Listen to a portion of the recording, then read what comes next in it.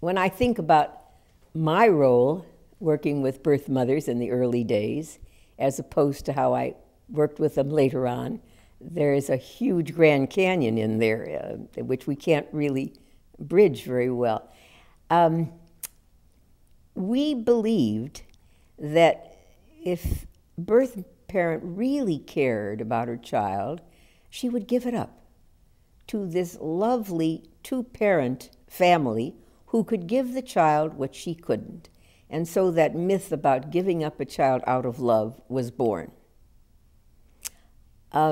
We also believed that the birth mother could explore these feelings of keeping and giving up and come to the decision of giving up, and then she would have resolved the issue and it would be something she could put behind her. That was total nonsense. It is an unresolvable issue, and you cannot put it behind you. And so when young women would call me sad, grieving, particularly on the anniversary of the child's birth, I was so uncomfortable. I didn't know what to do. And I would say, well, now what are you doing in your life? How have you managed to make a happy life for yourself? And you really have to get on with it, and all such nonsensical cliches, not really understanding then what became so clear later to me. Counseling? Well, you did it, kiddo. It's finished. It's over. And don't even talk about it. Later on, I ran a group for young birth mothers post-relinquishment time. And it started out to be a 10-session group. They wouldn't quit. It was the only place they had to come and talk about this. They certainly couldn't talk to their family about it, who said, oh, no, don't talk about it. It just makes you unhappy. Forget it. They couldn't do that. They couldn't talk to their friends about it because it was a secret. They'd been hidden away in maternity homes. They had nowhere to talk about it. That was counseling in those days. But it's really not that different, because the adoption agency remains in the business of placing children. I do remember another vignette watershed experience. In those days, only 3% of young women kept their babies. 97% relinquished. And we were an agency with that 3% record. And I remember one of the executives saying, we're the best agency in town because only 3% of our young women keep their babies. Now, what made us the best agency? And I can remember one of my staff members coming in and saying, oh, I failed. She's keeping her baby. And I said, what do you mean you failed? Why is that failure? And all of these little pieces of the jigsaw puzzle just kept fitting into place to change my whole conception of what this was really all about. But that's the way people thought in those days. The relinquishment document didn't have to be signed in reliable agencies up to a month after the birth of a child. The young woman was given that much time to make her decision, because once she signed the document and it was filed with the State Department of Social Welfare, that document became binding. That document she signed gave the agency legal guardianship of the child for the purpose of adoptive placement.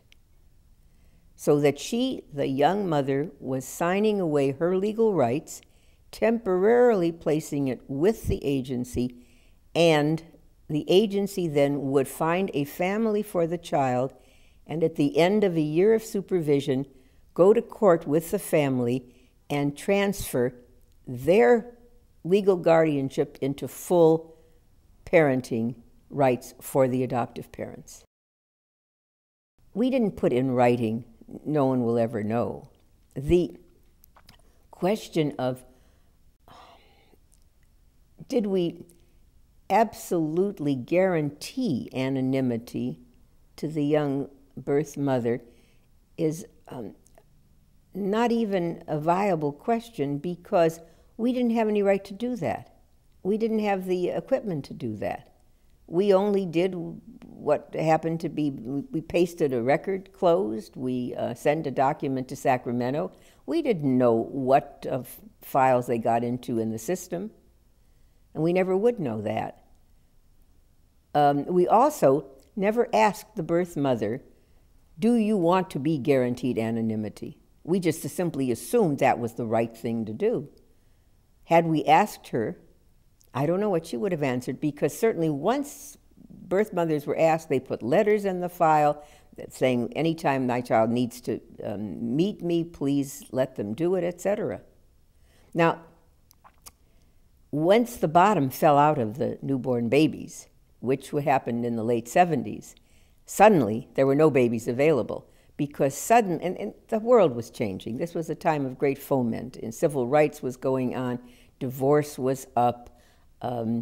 The idea that so many women were raising children alone as single mothers, even though they may have once had a marriage certificate, gave the young women without the marriage certificate the right to say, who's going to know? We can do this if they can. What's the difference? And that was the time at which agencies, a lot of them, closed their doors. LA County was the biggest agency in the world. They had buildings all over the place, and suddenly there were no babies. And that is when they went through the foster homes looking for older children they could place for adoption, who were considered unadoptable until that time. But if you're going to stay in business, those children, handicapped children, all of those children suddenly became the kind of children who we looked for families for. And you know, there are 3 different kinds of adoption, and they are so different that they can't be looked at as the same. The least number of children placed are the newborn infants, the newborn blue ribbon infants. They comprise the smallest number.